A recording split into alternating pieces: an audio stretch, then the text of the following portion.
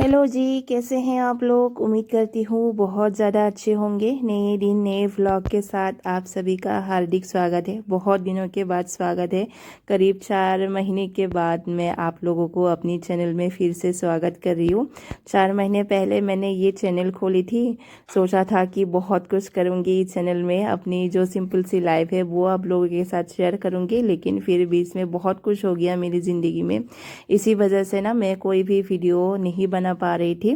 तो फिलहाल जो है ना, ये सुबह का टाइम है। सुबह के टाइम में मैं बना रही हूँ सुबह का खाना, और आज खाना जो है ना बहुत ही सिंपल सा है। सिंपल सी भिंडी की सब्जी, और साथ में जो है ना मैं सिंपल सी जो पराठा होता है ना वो बना रही हूँ। और ये जो है ना हस्बैंड और बेटे के टिफ़िन में भी डाल दूंगी, और सुबह का ये मेरी नाश्ता भी हो जाएगा। तो बस यहाँ पे मैं वही बना रही हूँ। चलिए, घर के काम तो होते रहेंगे।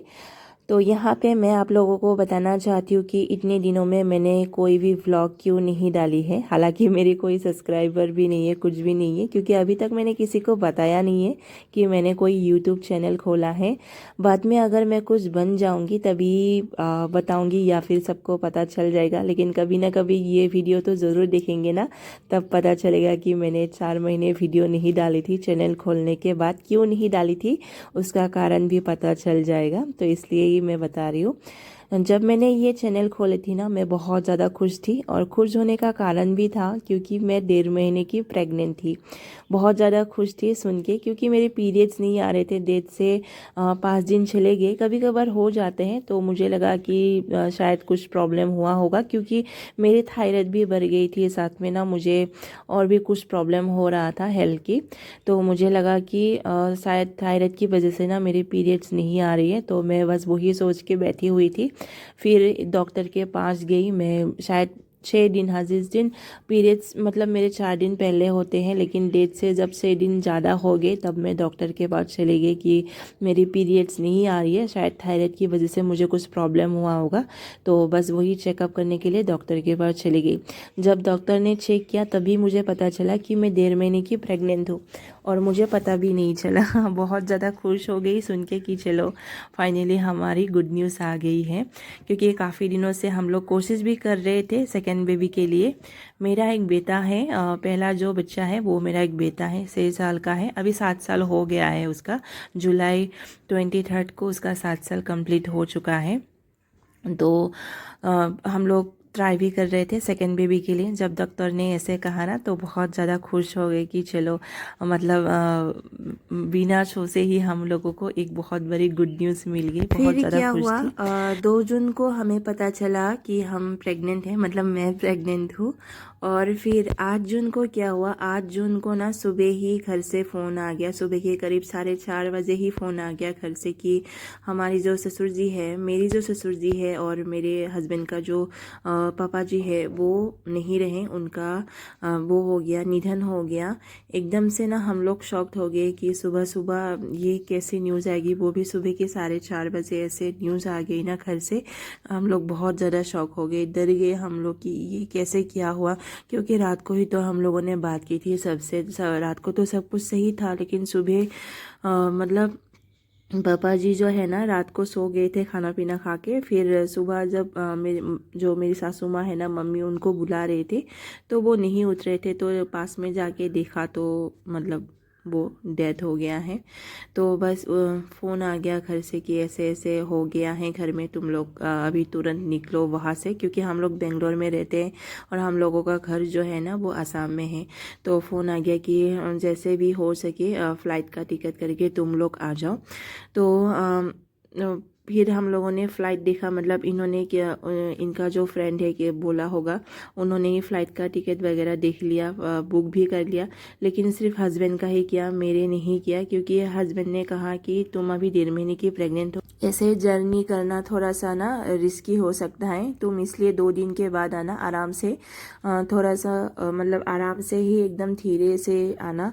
और मैं अभी जाता हूँ, क्योंकि उनको तो जाना ही था। जब तक ये नहीं पहुँचेंगे घर में तब तक तक जो है ना ससुर जी का अंतिम संस्कार वगैरह नहीं होगा, तो इसलिए ये चले गए और मैं रह गई यहाँ पे। तो फिर ना क्या हुआ, ये जब चले गए ना तो मैं बहुत ज़्यादा बातों को सोचने लगी कि सडनली ऐसा न्यूज़ आएगा, ये सोचा भी नहीं था ना कि एकदम से ये क्या हो गया, ये न्यूज़ आ गया। क्योंकि मेरे पापा भी जो है ना मैं जब 13 साल की थी, 13 साल की उम्र में मेरे पापा का भी डेथ हो गया, और उनका भी डेथ ना एकदम अचानक से हो गया था। तो वो सारे बातें ना मेरे दिमाग में आ रहे थे कि मेरे पापा भी ऐसे, रात को हम लोग बातें कर रहे थे और सुबह देखा तो मेरे पापा भी डेथ हो गए। सेम जो है ना मेरे ससुर जी के साथ भी वैसा हो गया। रात को हमने इतने अच्छे से बात वगैरह कर लिया और सुबह पता चला कि वो नहीं रहे। तो होता है ना, इंसान थोड़ा सा वो हो जाते हैं, इमोशनल हो जाते हैं। और फिर बहुत ज़्यादा सोचने लगी इनके जाने के बाद। फिर तैयार मैंने थोड़ा सा वो भी किया कि चलो परसों मुझे निकलना भी है, तो थोड़ा बहुत ना कपड़े वगैरह पैक कर लेते हैं, ठीक वाक कर लेते हैं। उसके बाद परसों जब फ़्लाइट का टिकट करेंगे तो हम लोग भी चले जाएंगे। लेकिन फिर क्या हुआ ना, मेरे ने थोड़ी थोड़ी ब्लीडिंग होना स्टार्ट हो गया। पता नहीं, शायद मुझे ऐसा लगा कि मैंने बहुत ज़्यादा स्ट्रेस ले लिया, इसी वजह से ना मेरी ब्लीडिंग स्टार्ट हो गया है। और प्रेगनेंसी में ना थोड़ा बहुत कभी कभार ब्लीडिंग होता भी है। तो ये सोच के ना मैंने मतलब यही सोच के मैं बैठी रही। तो जैसे दोपहर से मेरी ब्लीडिंग होना स्टार्ट हो गया थोड़ा थोड़ा, लेकिन शाम होते ही ना बहुत ज़्यादा ब्लीडिंग होना स्टार्ट हो गया एकदम से ना। जो आपका क्लॉट वाला ब्लीडिंग है ना, वो ब्लीडिंग होना स्टार्ट कर दिया। तब मैं समझ गई कि मेरी मिसकैरेज हो गई है, अभी मुझे किसी भी तरह हॉस्पिटल में जाना है। तो मैंने क्या किया, पास में ही ना मेरे हस्बैंड की फ्रेंड रहते हैं, उनको मैंने कॉल किया कि भैया ऐसे ऐसे हॉस्पिटल में जाना है, क्योंकि मुझे थोड़ा सा हेल्थ प्रॉब्लम हो रहा है, अब मुझे बस लेके चलो। तो भैया ने पूछा भी कि क्या हो गया। अभी उनको भी मैं नहीं बोल सकती हूँ कि मुझे क्या हो गया है। तो फिर मैंने उनकी वाइफ से बात की कि ऐसे ऐसे मेरी मिसकैरेज हो गई है, मेरी ब्लीडिंग हो रही है, आप प्लीज़ मतलब आप भी चलो साथ में, क्योंकि थोड़ा सा वो भी लगता है ना, अच्छा भी नहीं लगता है। तो फिर क्योंकि उनके छोटे बच्चे थे, तो फिर भाभी ने कहा कि कोई बात नहीं, आप इनके साथ ही चली जाओ हॉस्पिटल में, कोई बात नहीं, मैं तो नहीं जा पाऊँगी। तो फिर वो भैया मुझे हॉस्पिटल लेके चले गए। तो फिर हॉस्पिटल जाके पहुंचा तो डॉक्टर ने कहा कि ये ना तुम्हारी मिसकैरेज ही हो गया है। तो तुरंत उन लोगों ने मुझे कुछ मेडिसिन दिए। उसके बाद न तो मुझे इंजेक्शन भी लगाए गए। वो इंजेक्शन ये था कि शायद ब्लीडिंग रुक जाए, तो उस हिसाब से उन लोगों ने मुझे 2 इंजेक्शन लगाए थे उसी टाइम। तो फिर मेडिसिन भी दिया। तो रात के 12-1 बजे के करीब हम लोग हॉस्पिटल में ही थे। तो फिर डॉक्टर ने मुझे पूछा भी कि तुम एडमिट हो जाओ यहाँ पे, मतलब उन लोगों ने बोला, सॉरी पूछा नहीं था, उन डॉक्टर ने कहा कि तुम एडमिट हो जाओ।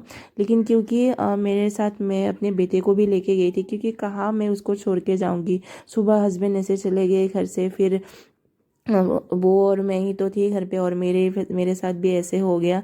तो उसको भी मैं हॉस्पिटल लेके गई, तो उसको लेके हॉस्पिटल में एडमिट होना तो मेरे लिए मुश्किल था।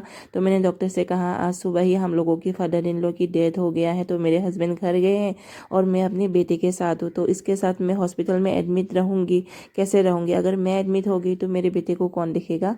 तो मुझे प्लीज़ आप घर ही जाने दो, कुछ मेडिसिन वगैरह एक्स्ट्रा दे दो, ज़्यादा दे दो, जो हो, लेकिन मुझे घर ही जाना है। तो ऐसे करके ना हम लोग घर चले आए।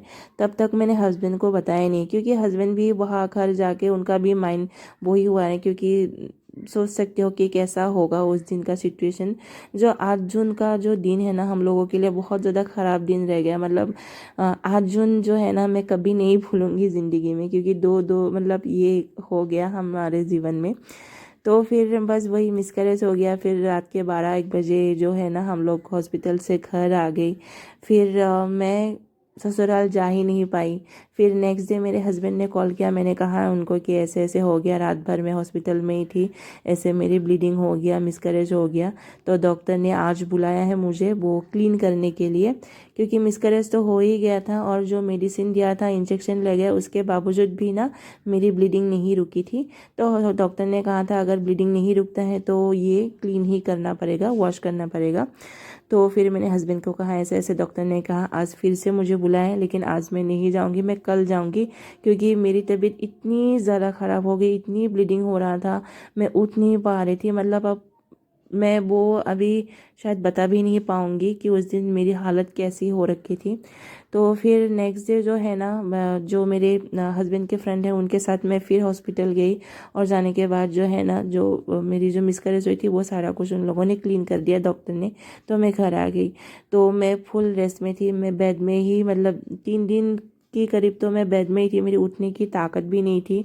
तो एक तरफ हस्बैंड भी नहीं है घर में, ऐसे सिचुएशन हो रखा है, और ऊपर से मेरी ये हालत हो गई। और मैं मतलब इतनी ज़्यादा ये हो गया ना, रोना भी आ रहा था कि ये क्या हो गया हमारे ज़िंदगी में, मतलब क्यों हो गया, कैसे हो गया। मतलब 2 दिन पहले तक तो हम लोग बहुत ज़्यादा खुश थे, गुड न्यूज़ मिल गया, फिर अचानक से एकदम से आपका ना दिन कैसे बदल गया ना, बाप रे, बहुत बड़ा बुरा दिन था। जो 8 जून का जो दिन था ना, हम लोगों के लिए बहुत बुरा दिन था। तो चलिए, उसके बाद जो है ना, मैं ससुराल जा ही नहीं पाई क्योंकि हस्बैंड ने भी मना कर दिया। और बाद में ना सबको पता चल ही गया कि मेरे ऐसे ऐसे मिसकैरेज हुए, तो सब ने मुझे मना किया। मेरी मम्मी, ससुराल वालों ने, सभी ने कहा कि तुम्हें आने की ज़रूरत नहीं है, तुम वहाँ पे ही रहो, प्राशु का ख्याल रखो, अपने हेल्थ का ध्यान रखो, तुम वहाँ पे रहो, यहाँ पे आने की ज़रूरत नहीं। मतलब मैं जाऊँ भी कैसे, क्योंकि मैं बेड से उठ ही नहीं पा रही थी, इतनी ज़्यादा मैं कमज़ोर हो गई थी। मतलब पूछो मत, हालत बहुत ज़्यादा मेरी ख़राब हो गई थी। तो मैं नहीं जा पाई ससुराल में। बहुत ज़्यादा मुझे बुरा लगा कि मेरे ससुर जी का डेथ हो गया और मैं नहीं जा पाई। लेकिन मतलब जाने का कुछ सिचुएशन था ही नहीं, ऐसी ही मेरी हालत बोलते हो हैं गई कि थी। भगवान जो भी करता है ना वो आपके अच्छे के लिए ही करता है। तो बस वही बात को मन में बिठा के ना अब मैंने सब कुछ भुला दिया है। जो होना था वो तो हो ही गया है। आप उस बात को इतना ज़्यादा सोच के मेरे ख्याल से कोई फ़ायदा नहीं है। जो होना था वो हो गया। आने वाला जो दिन है ना उसको मुझे अच्छा करना है। तो इसी वजह से ना मैंने फिर से अपना जो मतलब मेरी जो मुझे जो पसंद है काम करना वो मैंने स्टार्ट कर दिया। जैसे वीडियो बनाना मुझे अच्छा लगता है, तो इस वजह से मैंने फिर से स्टार्ट कर दिया है। तो वही है ना, कुछ दिनों तक तो मैं मतलब मान ही नहीं पा रही थी कि इतना कुछ हो गया हमारी ज़िंदगी में। और ऊपर से मेरी मम्मी की भी थोड़ी सी तबीयत ख़राब हो गई, वो भी मेरी मतलब एक बड़ी टेंशन हो गई। मतलब मैं थोड़ी थोड़ी रिकवर होने लगी, उसके बाद ही मेरी मम्मी की भी तबीयत बहुत ज़्यादा ख़राब हो गई। मैं बहुत ज़्यादा डर गई कि अब देखो अब कुछ ना हो। मैं भगवान को मतलब बहुत ज़्यादा ये कर रही थी कि भगवान आप कुछ मत करना, कुछ मत करना, क्योंकि बहुत झेल लिया भाई। 1 महीने में ना मैंने बहुत कुछ झेल लिया है। अभी झेलने की ना मुझ में तो बिल्कुल भी ताकत नहीं है। तो बस इतना कुछ हो गया था ना, तो इसी वजह से मन थोड़ा सा ठीक नहीं था। और लेकिन अभी खुद को संभाल लिया है, खुद को समझा दिया है कि चलो जो होना था वो हो गया, मूव ऑन करते हैं। ज़िंदगी है, ज़िंदगी में कुछ ना कुछ ऐसे होते ही रहते हैं, लेकिन हम रुक तो नहीं सकते हैं ना, हमें आगे बढ़ना ही है। तो जी चलिए, आप लोगों से बात करते करते ना मेरे पूरी घर की काम ख़त्म हो चुका था। मैं नहा के भी आ गई थी। फिर नहा के थोड़ा रेस्ट करके खाना वाना खा के ना मैं अपने बेटे को लाने गई थी स्कूल में। वो आ भी गया है। और आज सुबह जो है ना मैंने मशीन ऑन नहीं किया था, अब जाके मैंने मशीन ऑन किया है क्योंकि लाइट नहीं था। 2-2.5 घंटे तक लाइट ही नहीं था आज। तो अब जाके मैंने मशीन ऑन कर दिया है। कपड़े डाल देती हूँ, उसके बाद जो है ना बेटे को खाना देती हूँ, वो खाना खाएंगे। और उसके बाद जो है ना थोड़ा सा रेस्ट कर लेंगे। सुबह ही उठी थी, 5:30 बजे मैं उठी थी और अभी शायद 3:30 बज गया है। तो पूरा दिन जो है ना ऐसे ही निकल जाते हैं। और आजकल जो दिन है ना वो भी बहुत छोटा हो गया है, तो समय कैसे जाते हैं ना कुछ पता भी नहीं चलता है। तो जी चलिए, मैं करती हूँ इस व्लॉग को यहीं पे ख़त्म और मिलती हूँ मैं आप लोगों से एक नए व्लॉग में। जल्दी जल्दी व्लॉग डालने की कोशिश करूँगी, अच्छा अच्छा व्लॉग डालने की मैं कोशिश करूँगी। और उम्मीद करती हूँ आप लोग मुझे थोड़ा सा प्यार देंगे, थोड़ा सा मुझे सपोर्ट करेंगे। सपोर्ट तब भी करेंगे ना जब अगर मैं कुछ अच्छा काम करूँगी, आप लोगों को पसंद आएंगे, तभी तो आप लोग मुझे सपोर्ट करेंगे। तो मैं कोशिश ज़रूर करूँगी थोड़ा सा अच्छा काम करने के लिए। तो जी चलिए, इसी के साथ मैं करती हूँ इस व्लॉग को यहीं पे ख़त्म और मिलती हूँ आप लोगों से एक नए व्लॉग में। तब तक के लिए बाय बाय।